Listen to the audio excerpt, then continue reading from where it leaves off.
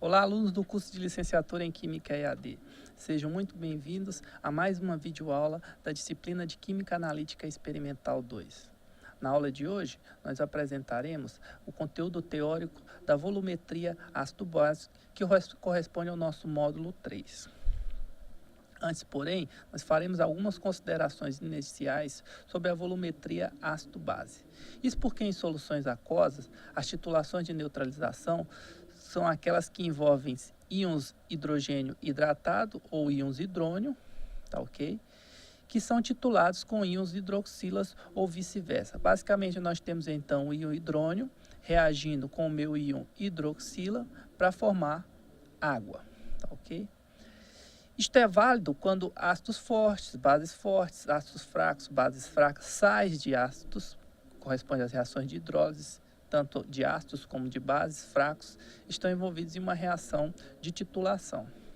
Em solventes não aquosos, tais como o etanol e o ácido acético glacial, o íon hidrogênio também se apresenta solvatado pelo menos em alguma extensão. Ou seja, não é necessário que numa reação ácido-base a gente tenha um meio aquoso. Isso pode ser comprovado, por exemplo, quando a gente tem a solvatação do etanol descrita de forma simplificada pela seguinte equação. Nós temos um H+, reagindo com a molécula de etanol, solvatando essa molécula de etanol. Pode ocorrer também com o ácido acético glacial, quando o H+ reage com esse ácido acético, solvatando e formando a espécie H3COOH2+. De modo similar ao que se verifica em meio aquoso, as reações de titulação em meio não aquoso, que é no caso do ácido acético glacial e no caso do etanol, ocorrem entre uma base e o hidrogênio solvatado do ácido. Considerando então uma titulação da amônia por um ácido forte, nós temos então em meio aquoso a amônia reagindo com o íon hidrônio. Essa amônia vai receber um H+ do íon hidrônio, tá ok? Formando então uma molécula de água e uma molécula de amônio. Já em meio não aquoso, nós temos esse mesmo molécula de amônio reagindo agora com a molécula de etanol, de ácido acético solvatado. Essa molécula de ácido acético solvatado vai então liberar o H+ para a molécula de amônio, restabelecendo o ácido acético e formando a molécula, o íon amônio. Chegando então na aula prática especificamente, na teoria envolvida na aula prática, nós temos como primeiro experimento a preparação e padronização de uma solução de hidróxido de sódio. Interessante destacar é que essas soluções de hidróxido de sódio são soluções padrões secundários.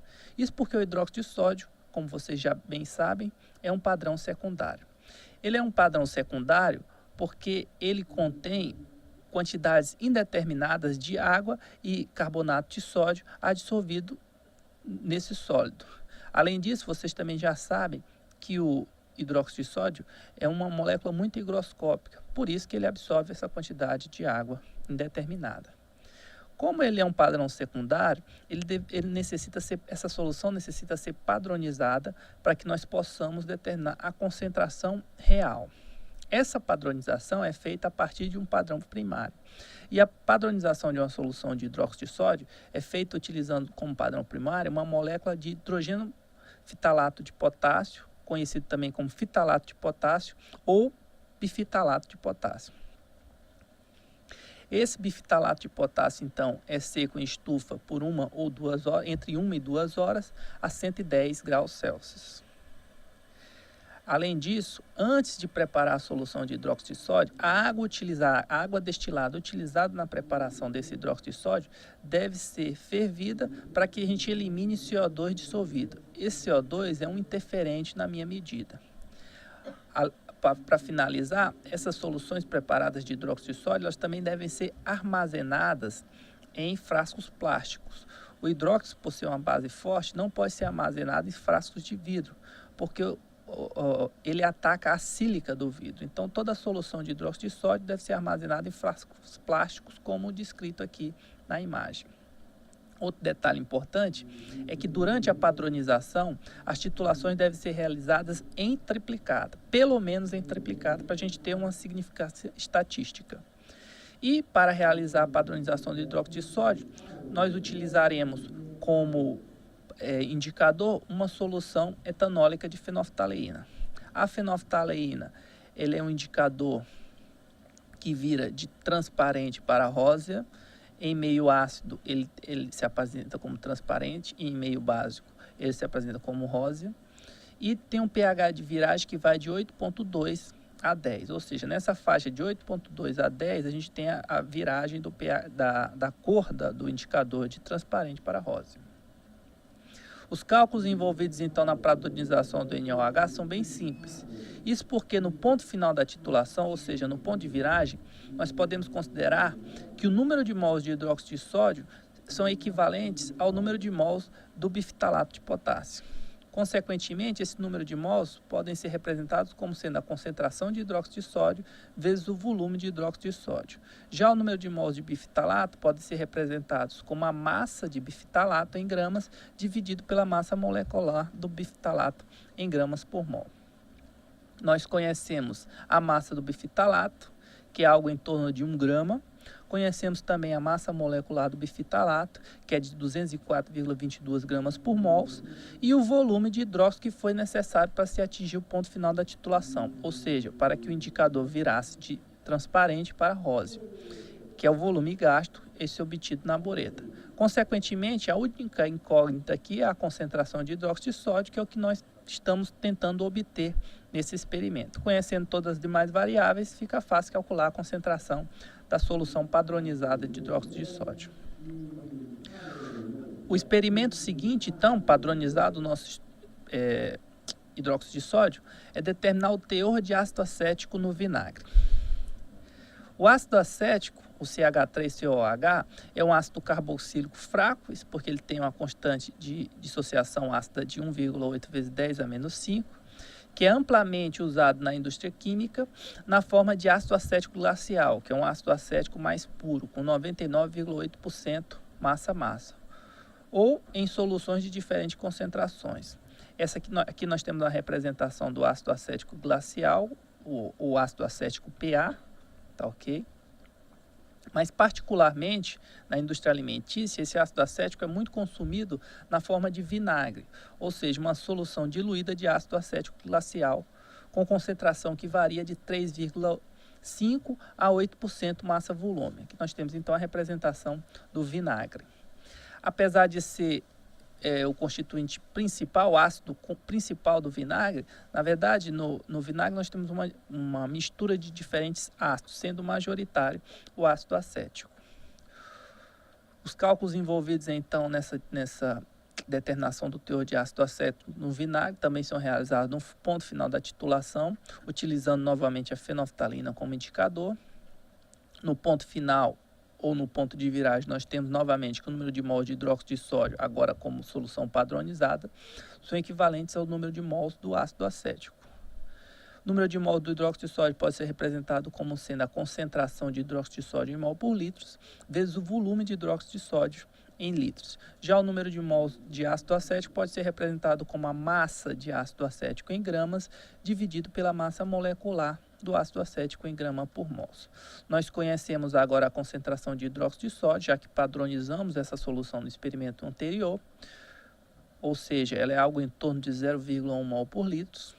Conhecemos também o volume gasto de hidróxido de sódio, que é o volume gasto na titulação para ocorrer a viragem do indicador. Conhecemos a massa molecular do ácido acético, que é de 60,05 gramas por mol. E temos como única incógnita aqui a massa de ácido acético, que é o que nós vamos obter nesse experimento.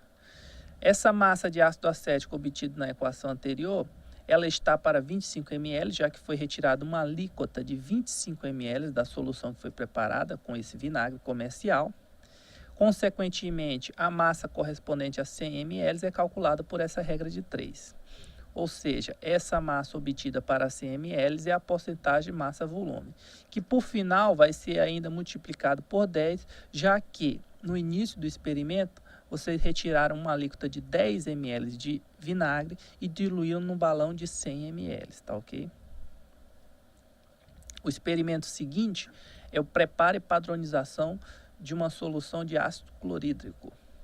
O ácido clorídrico, assim como o hidróxido de sódio, também é um padrão secundário, tá ok? E para a padronização desse padrão secundário, nós vamos utilizar o carbonato de sódio, o Na2CO3, que é um padrão primário. Esse carbonato de sódio ele vai ser previamente aquecido por 1 hora, entre 270 e 300 graus Celsius. E também vamos ter, durante esse aquecimento, a seguinte reação. O bicarbonato de sódio vai liberar água e CO2, formando então o carbonato de sódio. E com isso nós vamos eliminar a umidade e transformar todo o bicarbonato de sódio em carbonato de sódio, que é o nosso padrão primário. O ácido clorídrico, PA, ele tem como particularidade no seu rótulo algumas informações, como a porcentagem massa-massa, que é de 35,6%, a densidade, que é 1,18 gramas por ml, e a massa molecular de 36,5 gramas por mol. A porcentagem em massa, ou seja, a porcentagem de T, é dada então como sendo a massa do soluto em gramas dividido pela massa da solução em gramas vezes 100.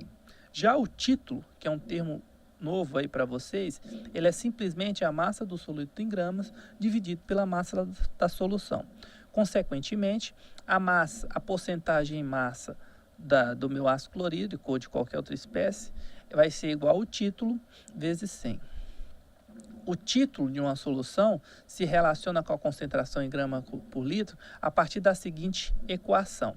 Ou seja, a concentração em gramas por litro nada mais é do que o título vezes a densidade em grama por ml. Observe que a densidade está em ml e a concentração em litros. Por isso, nós multiplicamos essa equação por 1000, que pode também ser rearranjada para obtermos a concentração em termos de mol por litro. Para isso, para obter essa concentração em mol por litro, nós vamos multiplicar o título pela densidade em grama por ml vezes 1000 para converter esses ml em litros e vamos dividir pela massa molecular em gramas por mol. E aí nós convertemos, ao dividir pela massa molecular, de gramas por litro para mol por litros. Essa concentração então vai ser, com dados obtidos no rótulo de um ácido clorídrico PA, o valor do título, que é 0,356, vezes a densidade, que é 1,18 gramas por ml, vezes 1000, dividido por 36,5 gramas por mol, que é a massa molecular do ácido clorídrico. Como concentração comumente encontrada por um ácido clorídrico PA, nós temos então 12 mols por litro. Para a padronização então do ácido clorídrico, da solução de ácido clorídrico, nós vamos usar dois indicadores. Primeiro a fenolftaleína, em seguida o verde de bromocresol. Na titulação inicial, apenas na presença da fenolftaleína, nós temos o HCl sendo adicionado à solução de carbonato de sódio, promovendo a formação do HCO3-, até que se atinja o primeiro ponto de equivalência. Neste ponto, a reação anteriormente descrita está completa, mas um pequeno excesso de ácido ainda está presente no meio.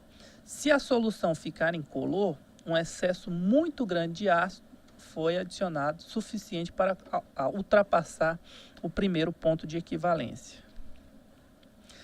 Desta quantidade de ácido livre, uma parte vai virar o indicador, ou seja, vai alternar a cor do indicador, e a outra vai transformar o CO2 por meio da reação colateral, ou seja, o H+ livre vai reagir com HCO3- para formar água e CO2, e o outro livre vai virar a coloração do indicador. No primeiro ponto de equivalência, a concentração de H+ não é suficiente para transformar todo o CO3 diretamente em CO2, e por isso tem-se uma etapa intermediária. Por essa razão, as perdas por transformação, tanto do carbonato em CO2, são mínimas neste ponto da titulação. Então, após a viragem da fenolftaleína, nós adicionamos 2 ou 3 gotas de uma solução de verde bromocresol, que é o nosso segundo indicador, e continuamos a titulação até a cor do indicador começar a mudar de azul para verde. Neste segundo ponto, a solução contém traços de HCO3- e uma grande quantidade de CO2 dissolvido na solução. Esse CO2 ele pode ser removido aquecendo a solução até quase a ebulição por 1 ou 2 minutos. a fim de se destruir o seguinte equilíbrio: o equilíbrio H2O mais CO2 para formar o ácido carbônico, em equilíbrio com H+, HCO3-. Consequentemente, a cor do indicador vai retornar para azul e o pH vai subir novamente, porque a gente vai ter um excesso de HCO3-. Em seguida, essa solução ela é refrigerada à temperatura ambiente, eliminado todo o CO2, utilizando aí para essa refrigeração água corrente, e a titulação é completada até o indicador virar para verde novamente. Para se completar essa titulação, então são necessárias mais algumas gotas de HCl. E neste ponto, quando nós temos o segundo ponto de equivalência, ou seja, quando nós temos a viragem do segundo indicador, é que nós calculamos a concentração real do HCl. O volume gasto para a viragem do segundo indicador é o volume adequado para se calcular a concentração real do HCl. Se após o aquecimento a cor do indicador não voltar para azul, isso significa que durante a primeira titulação com a fenolftalina, você adicionou um excesso muito grande de ácido e, consequentemente, você deve repetir todo o experimento usando uma nova amostra de carbonato de sódio. A concentração, então, real do HCl pode ser calculada usando o volume de viragem do verde de bromocresol. Os cálculos envolvidos, então, são, no segundo ponto de equivalência, o número de mols de HCl vai ser equivalente ao número de mols do carbonato de sódio. O número de mols de HCl vai ser, então, dado pela concentração de HCl vezes o volume de HCl, e o número de mols de carbonato vai ser dado pela massa de carbonato dividido pela massa molecular de carbonato de sódio em gramas por mol. Nós conhecemos o volume gasto na titulação de HCl, tá ok? E basta consultar a bureta e verificar quanto de HCl foi necessário para a viragem do segundo indicador, do verde bromocresol, a massa de carbonato que foi adicionada, que é algo em torno de 1 grama, e a massa molecular do carbonato de sódio, que é de 105,93 gramas por mol. Como única incógnita, nós temos a concentração do HCl, que é o que nós estamos objetivando nesse experimento. Padronizado, então, o HCl, nós vamos aplicá-lo na determinação do teor de hidróxido de magnésio no leite de magnésio. Isso porque o leite de magnésio é o nome popular de uma mistura de hidróxido de magnésio e água. Hidróxido de magnésio MgOH2, conhecido popularmente como leite de magnésia. Essa mistura ela apresenta uma ação laxante devido à reação do ácido clorídrico presente no suco gástrico. Ou seja, o hidróxido de magnésio vai reagir com o ácido clorídrico presente no suco gástrico, vai neutralizar esse ácido clorídrico, formando cloreto de magnésio e água.